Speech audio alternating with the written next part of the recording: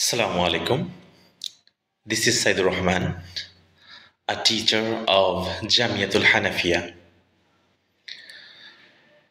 In this class, I will discuss about a poem, O Me, O Life, written by Walt Whitman. আচ্ছা, কবিতা শুরু করার আগে আমরা একটু কবিতা এবং কবি সম্পর্কে সংক্ষেপে একটু জেনে নিব। O Me, O Life is a short reflective poem written by Walt Whitman, and it was included in the 1892 edition of his poems, famous poetry collection, Leaves of Grass. The poem was composed during a time when Whitman was deeply concerned about modern life, human suffering, and the loss of moral and spiritual values. In the rapidly industrializing America of the 19th century.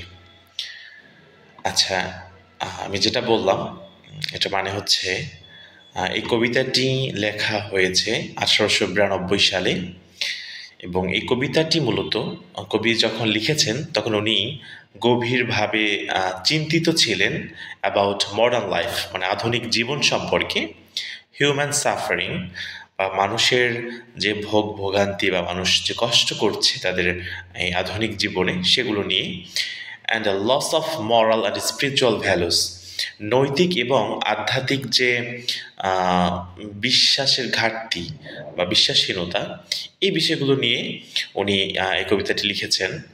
এবং এটার পেছনে কারণ কি ছিল সেটা হচ্ছে rapidly ইন্ডাস্ট্রিয়ালাইজিং America, মানে খুব দ্রুতই ক্রমান্বয়ে আমেরিকা শহরটি বা আমেরিকার যে কি পরিমাণ ইন্ডাস্ট্রিয়ালাইজেশন হচ্ছিল ওখানে, সেটার কারণে যে লস অফ ফেইথ বা loss of moral and spiritual values, এই বিষয়গুলো নিয়ে তিনি কবিতা লিখেছেন। আচ্ছা, ইন্ডাস্ট্রিয়ালাইজেশন কথাটা মানে হচ্ছে আমরা বলতে পারি আধুনিকায়ন অথবা শিল্প বিপ্লব, এই টাইপের একটা কথা আমরা বলতে পারি। যে সময়টায় মানুষ শিল্পের মাধ্যমে তাদের জীবিকা নির্বাহ করার চেষ্টা করত এবং আধুনিকের ছোঁয়ায় তারা যে লেবার যে বিষয়টা, যে আমরা শরীর খাটাইয়ে কাজ করে আমরা অর্থ উপার্জন করব, এটা না করে মূলত তারা কি করত, বিভিন্ন যন্ত্রপাতির ব্যবহার শুরু করে এই সময়টায়। এবং যে কাজ মানুষ একসময় একটা কাজ 500 জন ব্যক্তি করত, সেই কাজটা কোনো একটা যন্ত্র আবিষ্কার করে 50 জন মানুষ করে ফেলছে। এরকম কিছু মডার্ন রেভলিউশন হয়েছিল, আবিষ্কার হয়েছিল, যেগুলো হুট করে আবিষ্কার হয়ে অনেক মানুষের কর্মস্থল দখল করে নিয়েছে। তো ওই সময়টার কথা বলেছে, এটা হচ্ছে 19th সেঞ্চুরির কথা। ওকে, আমরা কবিতার লাইন ব্যালেন্সে আমরা চলে যাব কথা না বাড়িয়ে।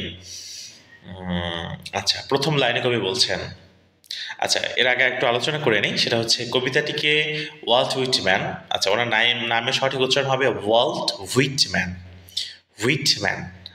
ওকে, তো কবিতাটা দুইটা সেকশনে ভাগ করা যায়। প্রথম হচ্ছে শেষের 2 লাইন ছাড়া অ্যান্সার থেকে শেষের, এটা হচ্ছে আলাদা একটা অংশ, উপরের অংশটা ভিন্ন। উপরের অংশে মূলত কবি জীবন সম্পর্কে কিছু ডিসক্রিপশন দিয়েছেন, তার ওই সমসাময়িক সময়টায় কি ঘটছিল মানুষের ভিতরে, বা তার নিজের ভিতরে কি হচ্ছিল বা নিজের অনুভূতিটা কেমন ছিল, সেই বিষয়গুলো তিনি ওখানে আলোচনা করেছেন। এবং কিছু প্রশ্ন তার ভিতরে বারবার আসে যে জীবনের মানে কোথায়, এই টাইপের কিছু প্রশ্ন। তো সেটার উত্তর আবার তিনি নিজেই আবার শেষে দিয়ে দিয়েছেন। তো এটা হচ্ছে দুইটা ভাগ, প্রথমে কিছু প্রশ্ন বা কিছু বর্ণনা, কিছু সমস্যার কথা আলোচনা, এবং সেটার থেকে সমাধান বা সেটার থেকে আউটকামটা কি, বা এটা থেকে আমরা কীভাবে পরিত্রাণ পেতে পারি, সেই সলিউশনটা তিনি এখানে দিয়ে দিয়েছেন। Fine. Oh me, oh life, of the questions of this recurring. ওকে, কবি এখানে বলছেন, হে আমি, হে আমার জীবন, of the questions of these recurring, জীবন ও আমি, আমার নিজের সম্পর্কে এই প্রশ্নগুলো বারবার আমার লাইফে ফিরে আসে। আচ্ছা, এখানে কবি কিছু প্রশ্ন বা কিছু কথা তিনি একটু পরে বলবেন, সে কথাগুলো এখানে আগে বলে নিচ্ছেন যে এই যে কথাগুলো বা এই যে বিষয়গুলো, এগুলো আমার জীবনে বারবার ফিরে আসছে, একই প্রশ্ন একই সমস্যা আমার জীবনে বারবার ফিরে আসছে। of the endless trains of the faithless, of cities filled with the foolish. কবি এখানে কিছু বর্ণনা দিচ্ছেন of the endless trains of the faithless, মানে দীর্ঘ সারি অব দ্য ফেথলেস, বিশ্বাসহীন মানুষের দীর্ঘ সারি, মানে তার সমসাময়িক মানুষদের বর্ণনা তিনি দিচ্ছেন যে আমেরিকা ওই সময় কি হচ্ছিল। ওই সময় মানুষদের দীর্ঘ সারি ছিল, অনেক জনসংখ্যা, বাট দে ওয়ার ফেথলেস, তারা ছিল কমপ্লিটলি বিশ্বাসহীন, তাদেরকে বিশ্বাস করা যেত না। এখানে ফেথ বলতে দুইটা জিনিস বোঝাতে পারে। নর্মালি আমাদের যে ক্যারেক্টার ফেথলেস হওয়া বা অবিশ্বাসী, বিশ্বাসঘাতকতা, এটা হতে পারে। দ্বিতীয়ত হচ্ছে ধর্মীয় বিশ্বাসহীনতা, বা ধর্ম থেকে মানুষ অনেক দূরে সরে গিয়েছিল ওই ইন্ডাস্ট্রিয়াল রেভলিউশনের কারণে। ফাইন। এরপরে বলছেন of সিটিজ filled with the foolish, এবং কবি বলছেন শহরগুলো বোকায় পূর্ণ বা বোকা দ্বারা পূর্ণ, বোকা মানুষ দ্বারা পূর্ণ। মানে কবি যেদিকেই তাকান শুধু দেখেন যে অবিশ্বাসী বা বিশ্বাসহীন মানুষ এবং বোকারা। এবং কবি এটা দেখে বলছেন যে তাহলে আমাদের জীবনের মানে কোথায়? আমাদের আশেপাশে শুধুই জীবনের মানে খুঁজে পাচ্ছি না, যে যার মতো করে কাজ করছে বা যে যা খুশি করছে, কেউ সফল হচ্ছে, কেউ ব্যর্থ হচ্ছে, মানে কেমন একটা ডিসপায়ার বা ফ্রাস্ট্রেশন কবি এখানে প্রকাশ করেছেন। এরপর কবি বলছেন of myself forever reproaching myself, for who more foolish than I and who more faithless. আচ্ছা, কবি এখানে বলছেন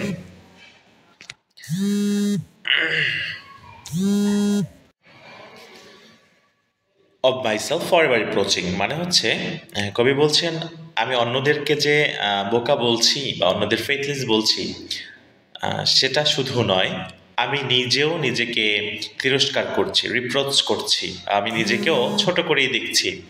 মানে অন্যকে আমি কিছু বলার আগে আমি নিজেকেও আগে তিরস্কার করে নিচ্ছি, কারণ আমার চেয়ে কে বেশি বোকা বা আমার চেয়ে কে বেশি ফেথলেস, আমিও তাদের ভিতর থেকে একজন বা তাদেরই আমি একজন। মানে আমিও এই শহরের একজন অধিবাসী, বা আমি এখানেই থাকি, এবং আমিও তাদের মতোই ফলিশ, তাদের মতোই আমিও ফেথলেস। মানে এখানে পুরো শহরটা বা পুরো আমেরিকার তিনি কথা বলছেন।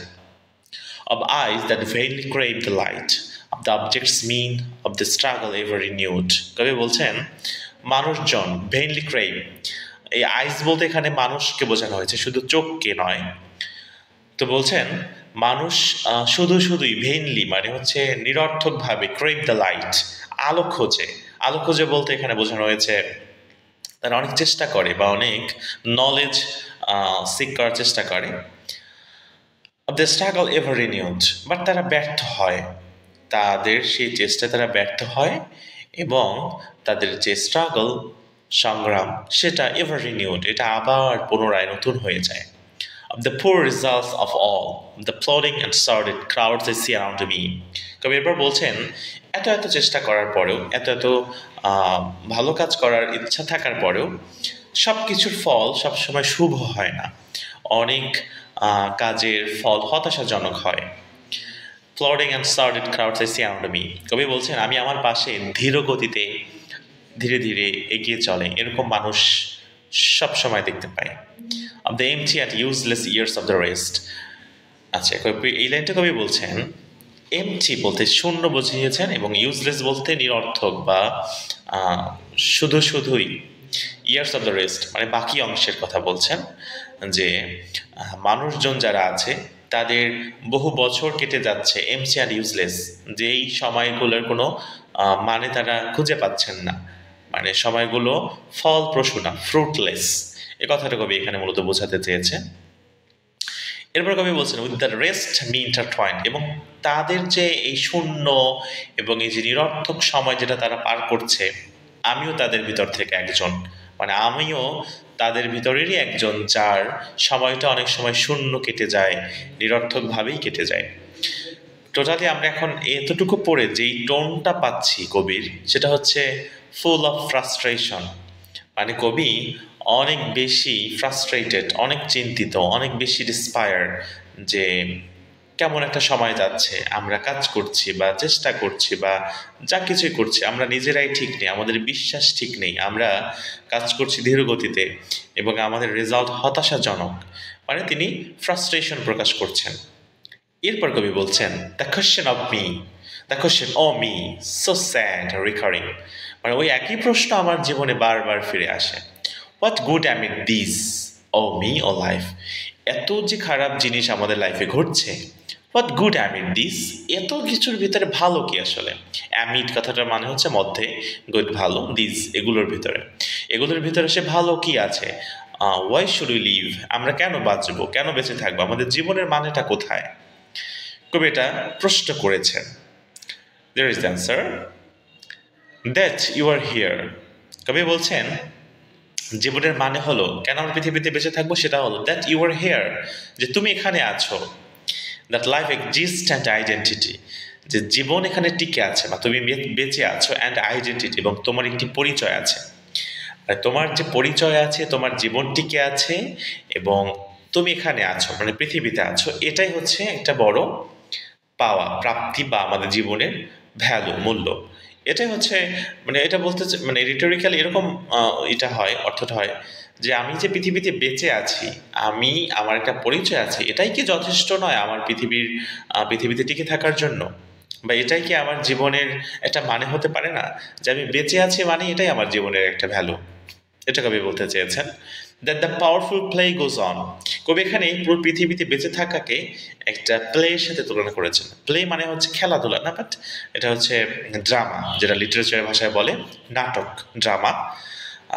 কবি বলছেন জীবনটা একটা নাট্যমঞ্চ, বা জীবনটা একটা নাটকের মতো, যেটা প্লে হচ্ছে, মানে এখনো চলছে, আমাদের জন্ম থেকে শুরু হয়েছে, মৃত্যু পর্যন্ত চলতে থাকবে। তো কবি বলছেন that the powerful play goes on, মানে শক্তিশালী নাটকটা চলমান আছে, and you may contribute a verse, এবং এই নাটকের ভিতরে তুমি একটি লাইন লিখতে পারছো, কন্ট্রিবিউট করতে পারছো।